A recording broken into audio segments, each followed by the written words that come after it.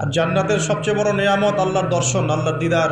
জান্নাত ফিকে মনে হবে যখন আমরা আল্লাহকে দেখবো ইনশাআল্লাহ। জান্নাতে যখন বান্দারা যাবেন, আল্লাহর প্রিয় বান্দারা জান্নাতে যাবেন, তখন জান্নাতের নাজ নিয়ামত তারা ভোগ করতে থাকবেন। আল্লাহ রাব্বুল আলামিন একদিন বলবেন, মানে এক সময় বলবেন, তোমরা আর কিছু চাও? তোমরা কি আর কিছু চাও আমার কাছে? বান্দা বলবে, আল্লাহ জান্নাতে অনন্ত জীবন দিয়েছো, গুনাহ মাফ করে দিয়েছো, জাহান্নাম থেকে মুক্তি দিয়েছো, এত নিয়ামত দিয়েছো, আর কি চাইতে পারি?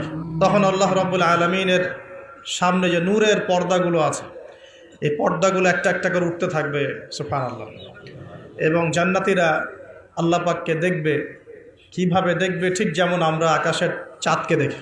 এবং আল্লাহ রাব্বুল আলামিনকে দেখার পর বান্দার কাছে জান্নাতের সৌন্দর্য ফিকে মনে হবে, স্বাভাবিক। কারণ আল্লাহ রাব্বুল আলামিনের চেয়ে সুন্দর কোনো সত্তা আছে নাকি? কিন্তু মুদ্রার অপর পিঠে আরও কিছু মানুষ থাকবে যাদের ভাগ্যে এই সৌভাগ্য নসিব হবে না, তাদেরকে বলা হবে জাহান্নামী। ঠিক একইভাবে এই দুনিয়াতেও সবাই যে আল্লাহ পাকের অনুগ্রহ লাভ করে ধন্য হয় এমন নয়, কিছু কিছু মানুষ আল্লাহর গজবে ধ্বংসও হয় না? সমকালীন যে বিষয়গুলো চলছে তার মধ্যে অন্যতম একটা হচ্ছে আল্লাহর গজব, আল্লাহ পাকের পরীক্ষা, আল্লাহ পাকের শাস্তি, আল্লাহর গজব আমরা এখন চোখে দেখতে পাচ্ছি। আল্লাহ রাব্বুল আলামিন পবিত্র কোরআনুল কারীমে বেশ কয়েকটা জায়গায় একটা সম্প্রদায়, একটা কওম, একটা জাতির কথা বলেছেন। তার নাম হচ্ছে কওমে মাদিয়ান। কি নাম? কওমে মাদিয়ান। শুআয়ব আলাইহিস সালামের কওম ছিল কওমে মাদিয়ান। কি নাম ভাই?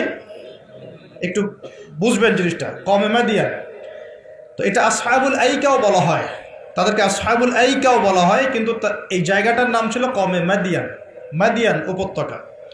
এখন শুআয়ব আলাইহিস সালাম খুব চমৎকার একজন বাগ্মী ছিলেন। বাগ্মী বলতে যিনি খুব সুন্দর করে কথা বলতে পারেন। আছে না এমন কিছু মানুষ সমাজে যারা খুব সুন্দর করে কথা বলতে পারে? তো শুআয়ব আলাইহিস সালাম নবীদের মধ্যে চমৎকার করে কথা বলতে পারতেন, এবং তার সাথে যুক্তি তর্কে কেউ পারত না। তিনি চমৎকার করে যুক্তি তর্ক উপস্থাপন করে সমাজের মানুষকে বোঝাতেন। আলহামদুলিল্লাহ, আমরা দোয়া করে আল্লাহ পাক সেই গুণাবলী আমাদের মধ্যে দান করুন। এখন তার কওমের সমস্যা ছিল কি? এক নাম্বার সমস্যা ছিল তার কওম আল্লাহর সাথে শিরক করত। এক নাম্বার কি করতো ভাই? শিরক মানে হচ্ছে আল্লাহর একত্ববাদের সাথে অংশীদার সাব্যস্ত করা। মনে রাখবেন, তার কওম এক নাম্বার কি অপরাধ করত? শিরক করত। দুই নাম্বার কুফর, শিরকের সাথে সাথে তারা কুফরি করত, আল্লাহ রাব্বুল আলামিন অনুগ্রহগুলোকে, নিয়ামতগুলোকে অস্বীকার করত। তিন নাম্বার, এই দুটোর পাশাপাশি ওদের অপরাধ ছিল যে তারা মাপে কম দিত। কি করত? মাপে কম দিত। তিন নাম্বার। চার নাম্বার, ওরা অন্যের সম্পদ, মানুষের সম্পদ অন্যায়ভাবে দুই নাম্বারই করে লুটে পুটে খাইত। এই চারটা ছিল ওদের মেজর অপরাধ। কয়টা অপরাধ? এই চারটা মারাত্মক মেজর অপরাধ। এখন আসেন, এদের কি পরিণতি হলো সেটা বলার আগে আমরা এই পাপগুলো নিয়ে একটু আলোচনা করি। এই পাপগুলো নিয়ে একটু আলোচনা করি সংক্ষিপ্ত করে। মাদিয়ান কওমের সর্বপ্রথম অপরাধ ছিল তারা আল্লাহর সাথে শিরক করত, মানে আল্লাহ পাকের তাওহীদের সাথে অংশীদার সাব্যস্ত করত। এখন এই শিরকটা কিন্তু প্রত্যেক যুগেই নবীদের সময় হয়েছে, এবং আমাদের নবী মুহাম্মদ সাল্লাল্লাহু আলাইহি ওয়াসাল্লাম তার জামানাতেও কিন্তু আবু জেহেল, আবু লাহাব, উতবা, সায়বা এরা কিন্তু শিরক করেছে। এখন এই শিরকটাকে নবী সাল্লাল্লাহু আলাইহি ওয়াসাল্লাম খুব সহজ করে ভাগ করে দিয়ে গেছেন। আমরা যদি কোরআন এবং হাদিসটা ঘাটাঘাটি করি, আমরা দেখব যে শিরকটা আসলে তিন প্রকার হয়। এই তাওহীদ এবং শিরকটা তিন প্রকার হয়। একটা হলো একত্ববাদ, যেমন তিন প্রকার হয়, শিরকও তিন প্রকার হয়। যেমন আল্লাহ পাকের তাওহীদ একত্ববাদ যেমন তিন ভাগে ভাগ করা যায়, শিরকটাকেও তিন ভাগে ভাগ করা যায়। যেমন তাওহীদকে আমরা ভাগ করি একভাবে, তাওহীদে রুবুবিয়্যাত, তাওহীদে উলুহিয়্যাত এবং তাওহীদে আসমা ওয়া সিফাত, এই তিন ভাগে আমরা ভাগ করি। ঠিক একইভাবে শিরকটাও তিন ভাগে হয়। একটা হচ্ছে আশিরকু ফিল আকীদা, বিশ্বাসের মধ্যে শিরক; আশিরকু ফিল আমাল, কাজের মধ্যে শিরক; আশিরকু ফিল লিসান আও আশিরকু বিল কওল, শিরক হচ্ছে আপনার কথার মধ্যে অথবা জবানের মধ্যে, মানে ভাষাগত শিরক, কর্মগত শিরক এবং আকীদাগত শিরক। আমি কি বুঝতে পারছি? এই তিনটা সহজ করে দিলাম। শিরক এরকম তিন ভাগে ভাগ করা যায়। উদাহরণ দিলে পরিষ্কার হবে। যেমন বিশ্বাসগত শিরক, যেমন কোনো মানুষ যদি বিশ্বাস করে যে মহাবিশ্বের কোনো স্রষ্টা নাই, এই মহাবিশ্ব এমনি এমনি সৃষ্টি হয়েছে, এটা বিশ্বাসগত শিরক, তাই না? কেউ যদি বিশ্বাস করে যে আল্লাহ এই বিশ্বকে সৃষ্টি করেছেন কিন্তু আল্লাহর পাশাপাশি আরো ইলাহ আছে, নাউজুবিল্লাহ, এটাও হবে বিশ্বাসগত শিরক।